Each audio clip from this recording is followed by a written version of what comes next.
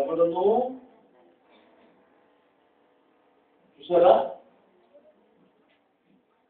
7వ వచనంలో ఎవడను తీయలేకుండా వేయవాడునైనా సత్య స్వరూపమైన పరిశుద్ధులు చెప్పు సంగతులు లేవనగా ఇదిగో తలుపుని ఎదుట తీసి ఉంచి ఉన్నాను, దానిని ఎవ్వడును వెయ్యలేరు. ఇది దేవుడు ముగిస్తున్న వార్త. అంటే మీకు అర్థమైనది చెప్పాలంటే ఈ సంవత్సరం మీ జీవితంలో దేవుడు నూతనమైన ద్వారాలు తెరవబోతున్నాడు. ఇంతకు ముందు ఎప్పుడూ కూడా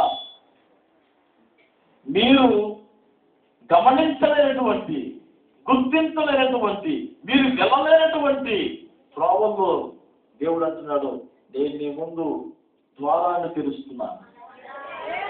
అనేక సంవత్సరాలుగా ఆ ద్వారాలు మూయబడ్డాయి, అనేక సంవత్సరాలుగా ఆ ద్వారాలు బంధించబడ్డాయి. 2011 సంవత్సరంలో దేవుడే ఆ ద్వారం తీస్తున్నాడు. ఇక మళ్ళీ ఎవరు దాన్ని వెయ్యలేదు. హల్లెలూయా, హల్లెలూయా.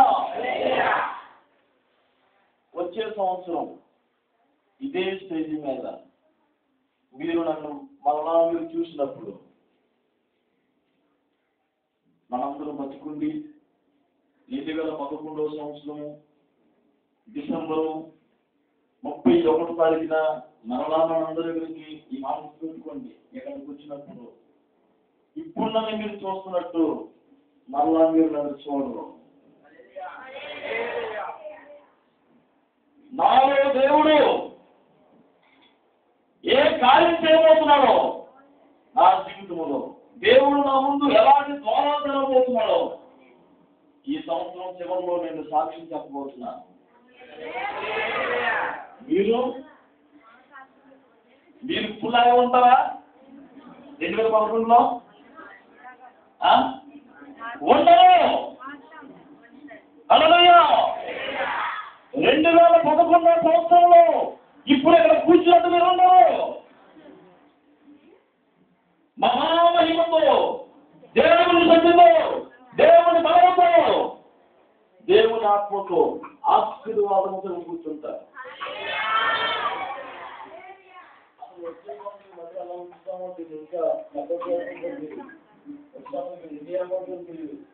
దేవుడు ఏం చేయబోతున్నాడు?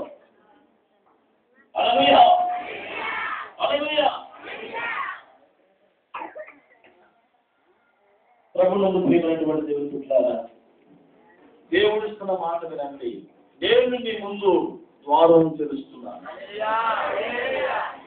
దాన్ని ఎవడో కూడా వేయలేదు. ఇంకా దేవుడు తెరుస్తున్న ద్వారం అది.